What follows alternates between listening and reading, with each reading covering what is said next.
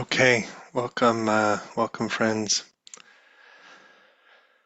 So yeah, nice to be with you, and let's practice together.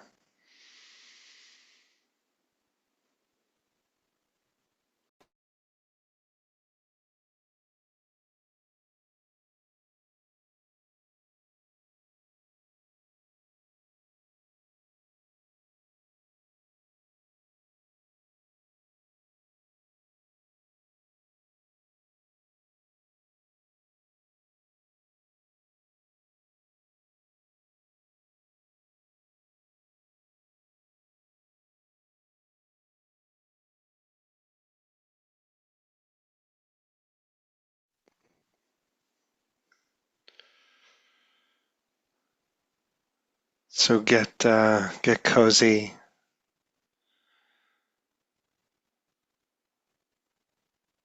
but not too cozy.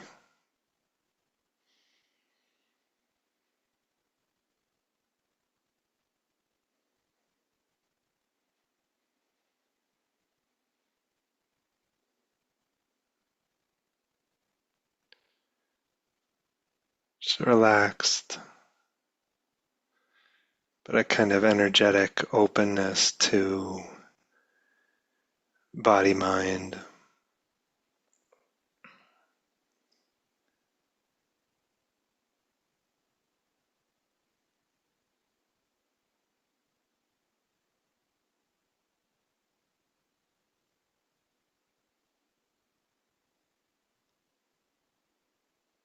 We've asked the question a million times, what is it like to be human? But with a kind of fresh interest, curiosity, we ask again,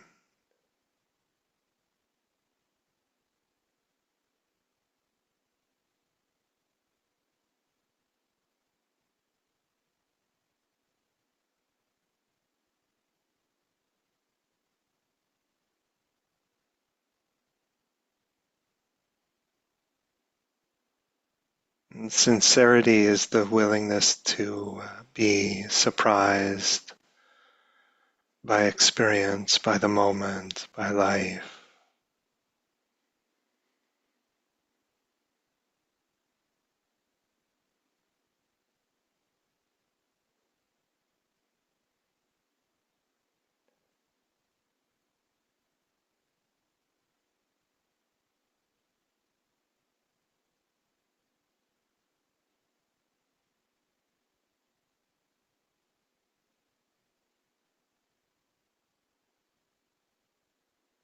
We can never really anticipate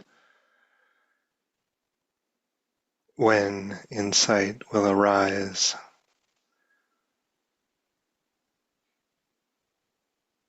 So we just stay evenly suspended over this moment,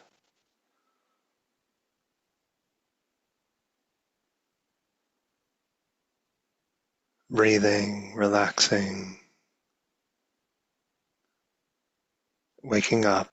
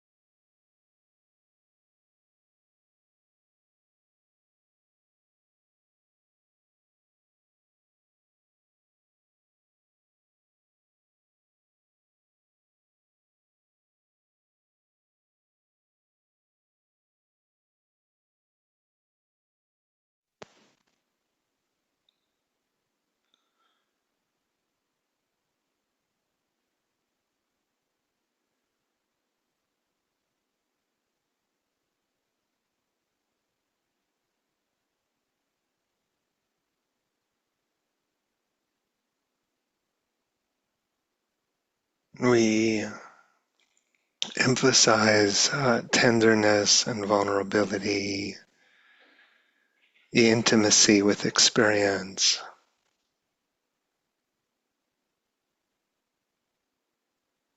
But what sometimes gets lost in that is the vulnerability is what confers power,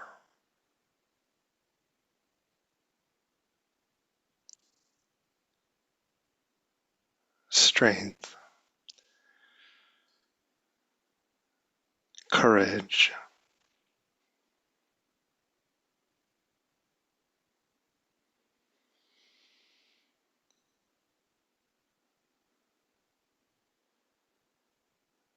Braced against pain, uncertainty, that yields a kind of brittle, fake power. But really becoming porous to the moment,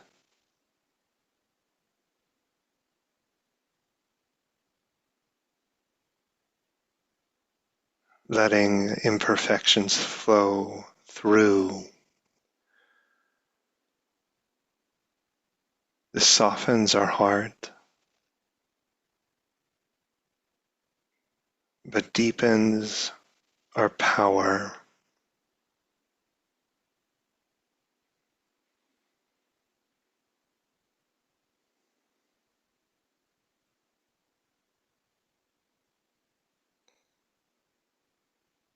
Soothes our fear.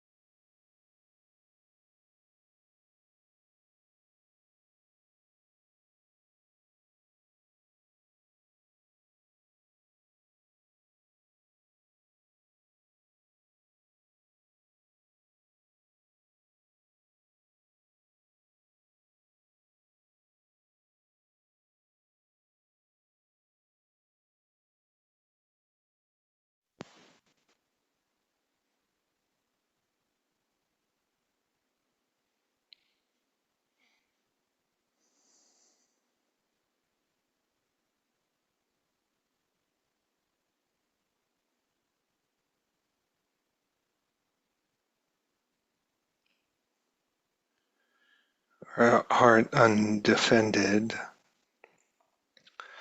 body mind undefended against samsara, undefended against the intensity of the human condition, but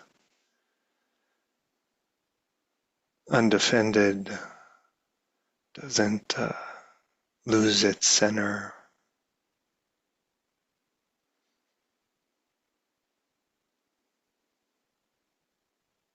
doesn't misplace its strength.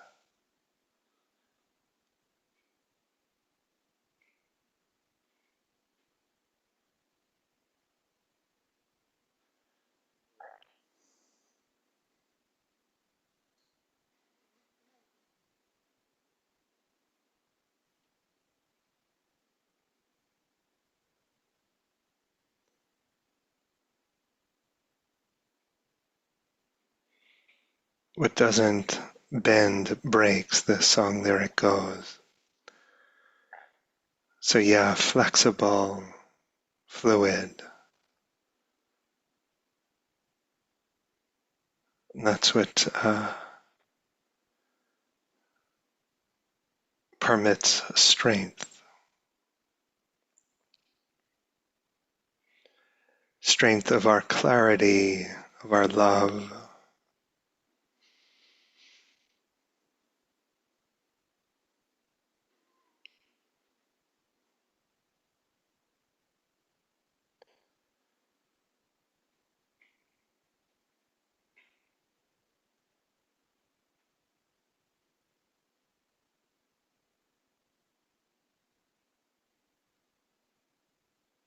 Just see if you can attune to a kind of felt sense of your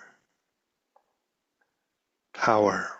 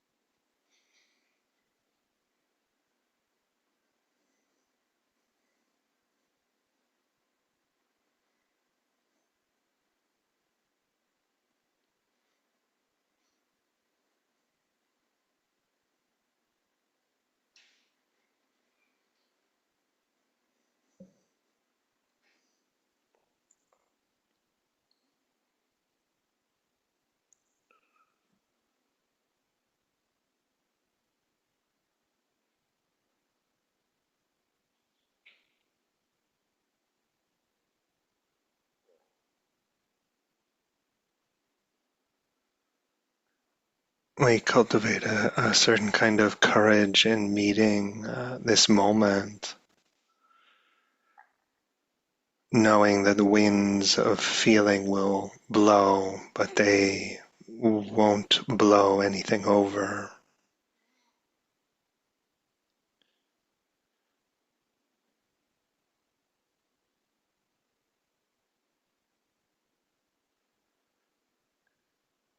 The energetic openness conveyed in our posture, the openness of our chest.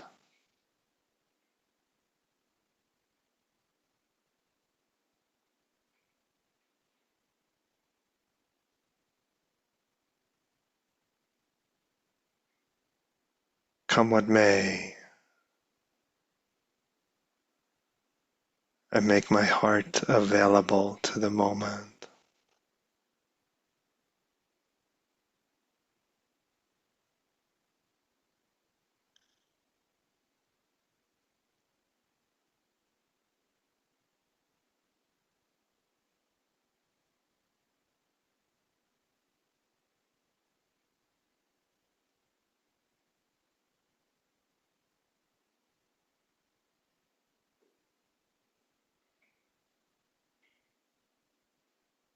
Aristotle said between recklessness and cowardice lies courage.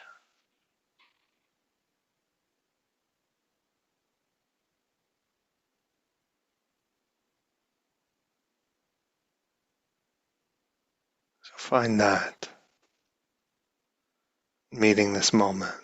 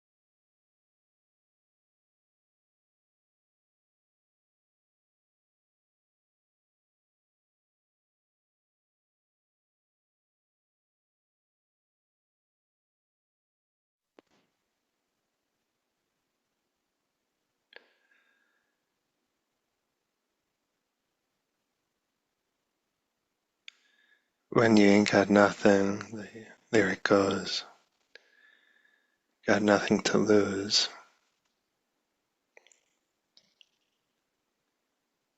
Dharmically, meditatively, maybe we say when you claim no territory, nothing to defend, you surrender the somethingness of your being up to awareness.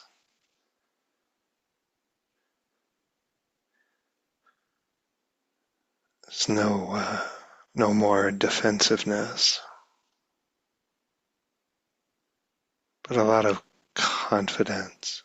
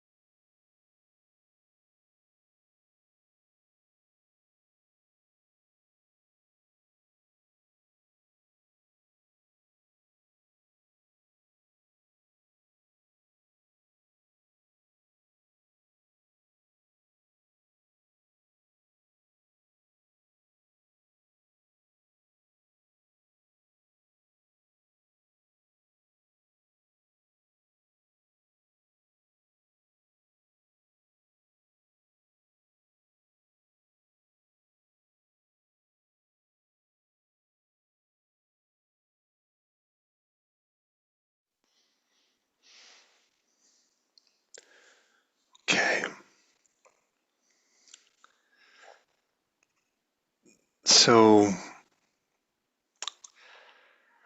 I'm not a temperamentally patient person. That's not my parami, you know. And when I'm doing something uh, I don't like the dishes,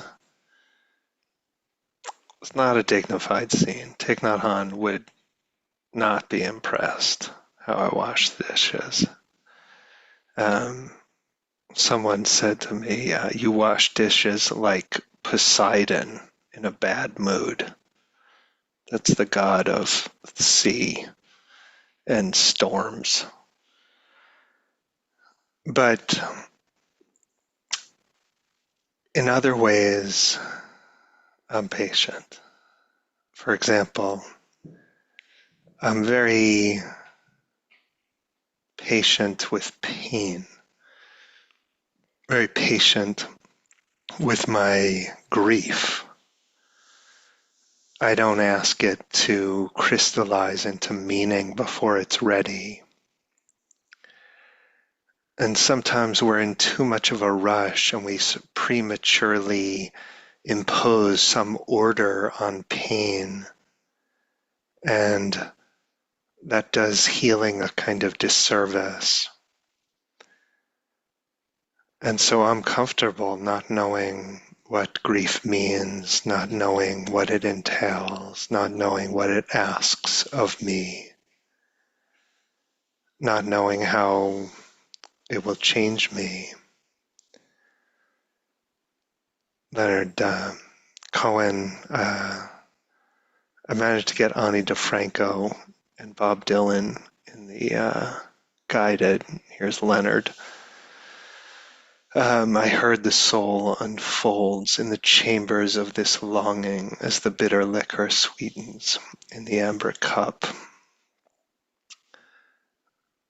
So all this is to say, I'm still finding my ground after November 5th, and I'm in no rush to find hope, although I know I will. And I'm in no rush to find equanimity, although I know I will. And I'm in no rush to make everything feel better than it does, although I know it will.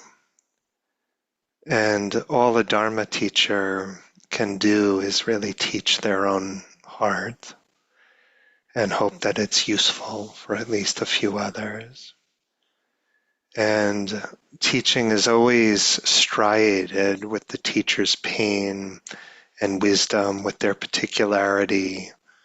And I don't want to hide that, nor do I assume that it's right for you. And I'm grateful that there are many Dharma voices and many Dharma doors. And I offer what I can.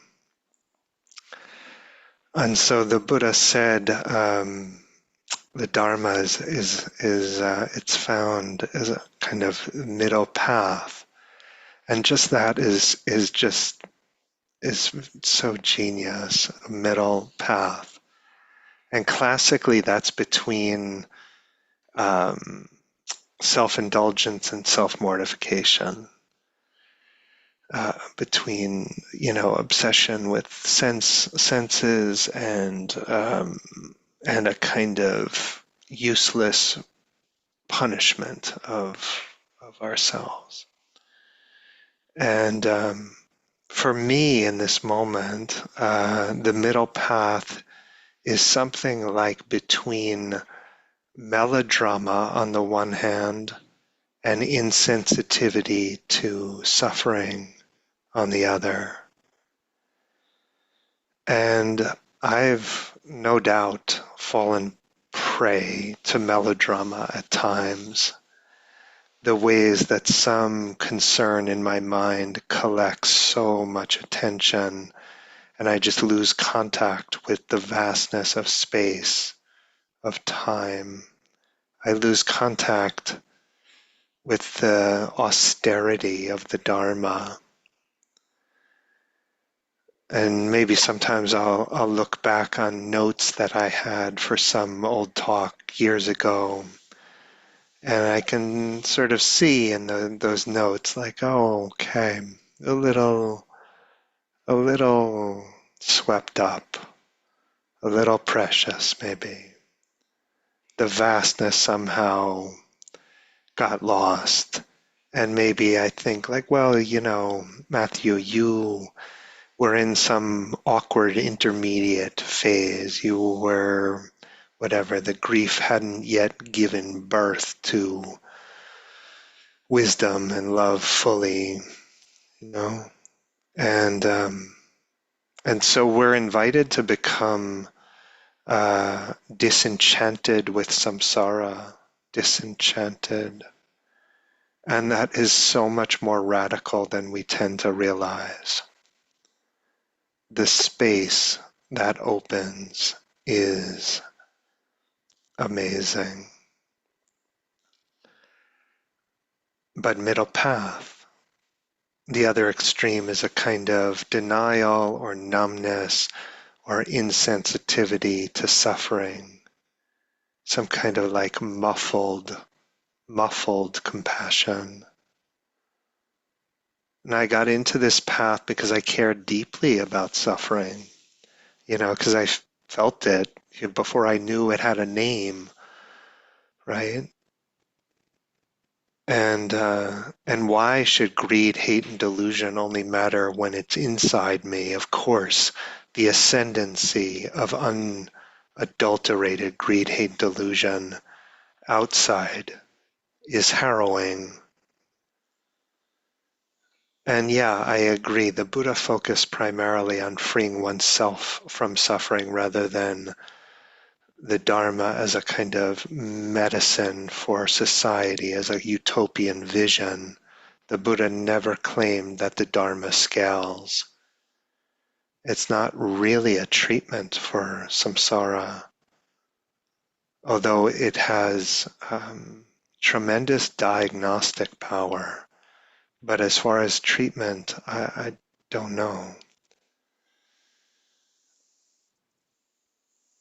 In giving up on a kind of utopian dreams, this disenchantment actually has made the suffering more poignant rather than less.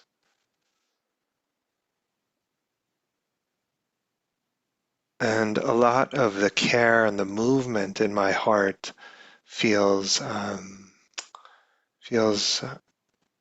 clean, pure. But even pure heart can be heavy. And some of my care is more like the entangled species of care, the pain of the world somehow resonating with my own clinging, with my own fear. And that's not where our deepest love comes from. And so something that's become clear to me in the last week, maybe overdue, it's kind of embarrassing to timestamp our insights, but yeah, here I am. And something that's become clear is there's a difference between sensitivity to suffering versus fear of suffering. And on the one hand, I worry very little, but in the end, I am a fear type, meaning that um, risk is dramatically more salient than reward for me. If I'm taking care of a child or something, I'm very conscious of the ways they might get hurt. If I'm directing a project, I'm very conscious of the ways things can go wrong. I'm awake to suffering, to anicca, to the way the world trembles in all directions. That's part of why it can be useful as a teacher. But I'm realizing now that I'm more afraid of suffering than I recognized. more afraid of suffering. And to be afraid of suffering is not exactly the same thing as actually comprehending it. Comprehend dukkha, the Buddha said. I don't consider myself, a courageous person, so I've not taught about courage. But that's what's been coming up for me. And compassion involves courage, involves certain kind of, maybe it's too dramatic to say fearlessness, but involves the recognition I was pointing to during the sit that all this talk about, and I talked a lot about helplessness, about refining our relationship to helplessness, about porousness, about sensitivity, about vulnerability, about um, shuddering in the face of harm, all of these things, right? But we cannot lose, sight of the ways in which all of that actually directs us towards a certain kind of strength, courage, maybe. Aquinas described, I read, described courage as a condition of each and every virtue.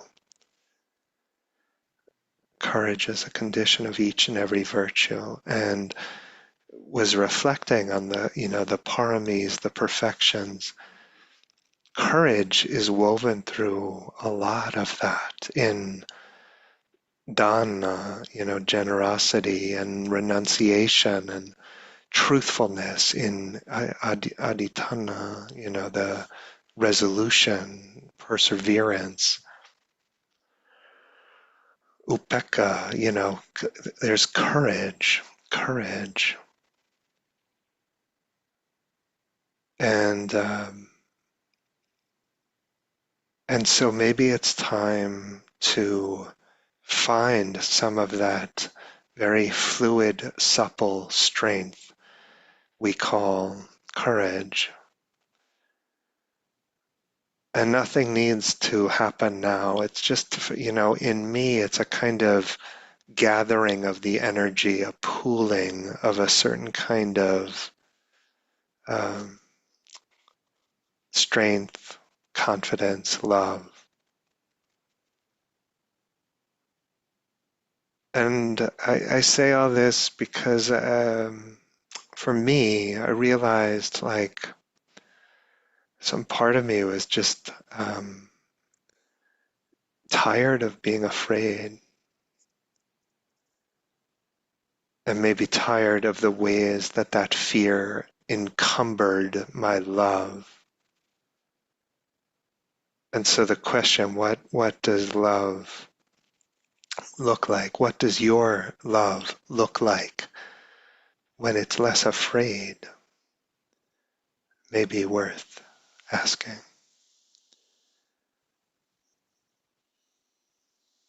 So offer this for your consideration, and